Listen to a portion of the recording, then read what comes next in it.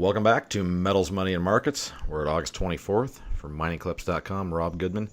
Mickey Fulp, the Mercenary Geologist, will run us through this. Big dollar down week, Mickey. Gold, nice rally today. U.S. equity markets on fire. Set over the precious metals where, like I said, gold today made the difference and got up ahead of the black. Yeah, it looks like maybe gold bottomed the summer doldrum bottom last week. Closed this week at 1205, up 1.7%, despite 25-year record shorts and net shorts. So generally when everybody gets on one side of a trade, that's really good in the short term, implies that a rally will happen. So silver finished flat, did not have a good week. Platinum gained $1, not a good week. Palladium up 3%, as was copper. So the industrial metals complex also looks like it's bottomed. Platinum closed at 935. I want to say a bit about the ratios. The gold-silver ratio now almost at 82. Platinum to gold ratio set another week record low this week at 0.65. Probably time to buy some platinum bars and coins right now. The platinum to palladium ratio continues to set something on the order of, I'm trying to do the math in my head, 16, 17-year lows at 0.84. Once again, a buy signal for platinum. And meanwhile, as you mentioned, copper had a pretty good week here, up over 3%. Yeah, copper rallied on fundamentals, although it's still 4 months backward, but that's an improvement from the 7 months backward we've seen for close to last month. Despite production's up about 6% year to date, there has been no supply disruption. We've talked about that before. And the U.S.-China tariffs kicked in this week. So those would have been negative on the market, but a couple of positive things too. LME cancel warrants were up to 84,000 tons. That's 31% of inventory.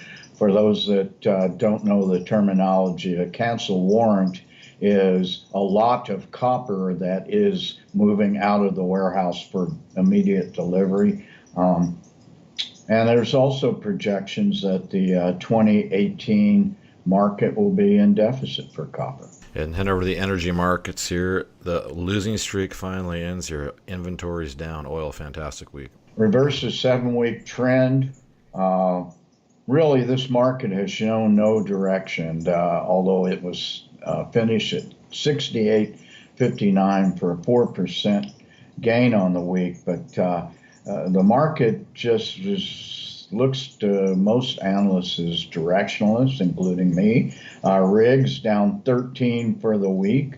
Production was back up to 11 million barrels. Stocks were down 5.8 million barrels after a 6 million barrel increase last year. And imports dropped from 9 million barrels a day to 7.5 million barrels a day. So these are basic reversals from EIA data last week, and so you've got to really be skeptical about what the EIA comes up with on a week-to-week basis. Last week, rigs were up 13.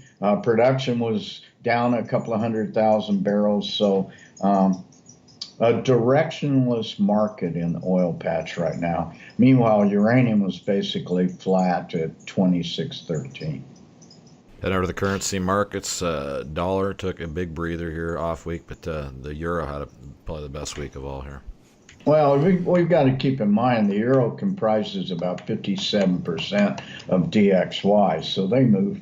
When one moves up, the other moves down and vice versa. But the dollar was down. It's finished almost a point down at 95.14 for a 1% loss. Of course, the euro was up because of that. It finished at 116. Loonie was basically flat, gained 0.2 cents at 76.78. I think really what happened, the dollar got overbought last week when it roared up about 96 and at one point at 96.7. And so it's come back to reality this week.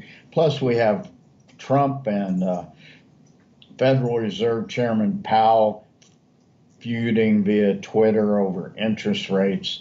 That knocked the long-term bonds down a bit this week for their interest rates. Wrapping up with the equities markets. New highs, NASDAQ, S&P, Russell. Good week here. Yeah, not only that, but the Dow Jones Transpoints, which are usually a leading economic indicator. The only thing they didn't really set a record high was the Dow, but it was up substantially. It finished at 2579. Let me say that again. Finished at 2579, up 0.5%. S&P 500, 2875, up almost 1%. Big gainer NASDAQ at 7946, up 1.7%. The VIX remains low, but the markets are roaring here at the end of the summer. And the oversold Toronto Venture Exchange finally picked itself back up and went over 700. You said that very well. I think we did bottom last week. We're a week and a half or 2 weeks away from Labor Day now, and Toronto Venture Exchange finished at 711, up 5% on the week. Most encouraging thing, we had 5 days with volumes up and traded almost 100 million shares on the venture today. Okay, Mickey, not too far from September. Appreciate the insight and enjoy your weekend. All right, thanks a lot, Rob.